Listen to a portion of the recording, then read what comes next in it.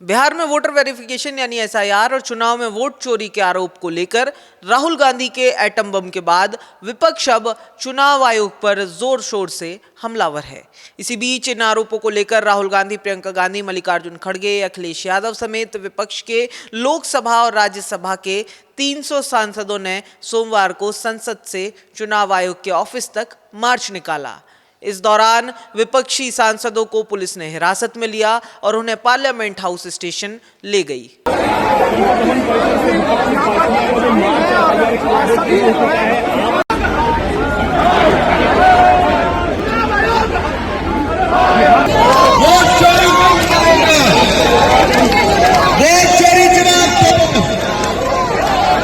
मार्च संसद के मकर द्वार से शुरू हुआ। सांसदों के हाथों में वोट बचाओ के बैनर थे। हालांकि दिल्ली पुलिस ने कहा था कि इंडिया ब्लॉक ने मार्च के लिए कोई अनुमति नहीं मांगी है, इसलिए इलेक्शन कमीशन जाने से पहले ही मार्च को परिवहन भवन के पास बैरिकेडिंग लगाकर रोक दिया गया। दिल्ली पुलिस के जॉइंट सीपी दीपक पुरोहित ने कहा कि विपक्ष ने मार्च के लिए पुलिस परमिशन नहीं ली थी, लेकिन पुलिस को इसकी जानकारी हो गई थी। जॉइंट सीपी पुरोहित ने कहा कि अगर सांसद कहेंगे तो उन्हें आयोग तक पहुंचा दिया जाएगा। बहरहाल पुलिस की रोके जाने के बाद सांसदों और पुलिस जवानों के बीच संघर्ष की स्थिति भी बनी। सपा सुप्रीमो अखिलेश यादव ने बैरिकेडिंग फांदकर आगे बढ़ने की कोशिश की। जब सांसदों को आगे नहीं जाने दिया गया तो वे जमीन पर वहीं बैठ गए। प्रियंका डिम्पल समेत कई सांसद वोट चोर, गद्दी छोड़ के नारे लगाते दिखे। इस सब के बाद पुलिस ने सभी सांसदों को बस में भरकर गिरफ्तार किया।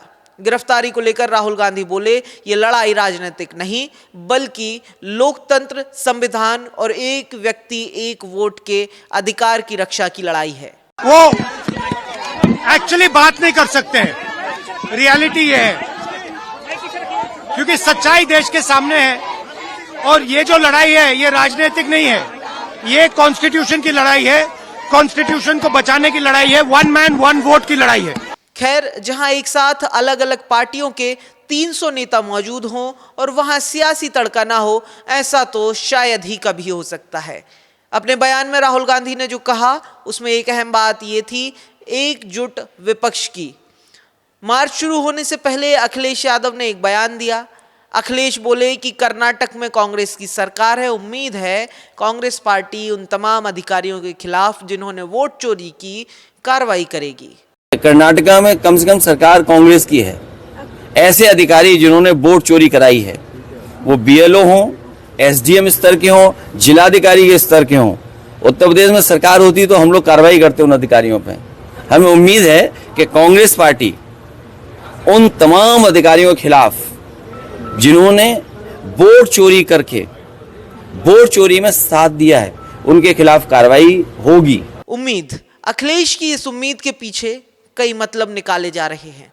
दरअसल इस बयान के बैकग्राउंड में है राहुल गांधी का वो बयान जब उन्होंने संसद के इसी मकर द्वार पर खड़े होकर कहा था कि जो अधिकारी वोट चोरी में मदद कर रहे हैं उन्हें विपक्ष की सरकार बनते ही छोड़ा नहीं जाएगा, चाहे फिर वो रिटायर ही क्यों ना हो गए हों।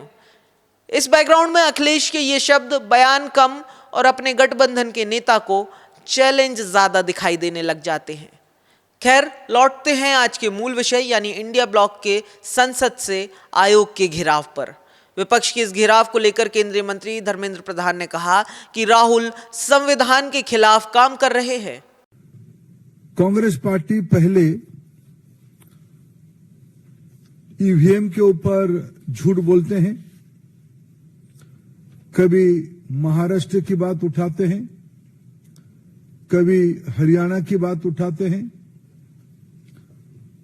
झूठ की वो एक नया पहाड़ बनाते हैं। पहले इन्होंने ईवीएम को मुद्दा बनाया था, फिर राफेल पे झूठ बोले, फिर सीमा के ऊपर चाइना के साथ हमारी डिस्प्यूट को चाइना के साथ दिए, भारत की सेना को, भारत की संप्रभुता को इन्होंने प्रश्न उठाया। बहरहाल संसद का मॉनसून सत्र चल रहा है, कई अहम बिल सदन में पेश हो रहे हैं। इसी दौरान विपक्ष सदन से ज्यादा सड़कों पर नजर आ रहा है।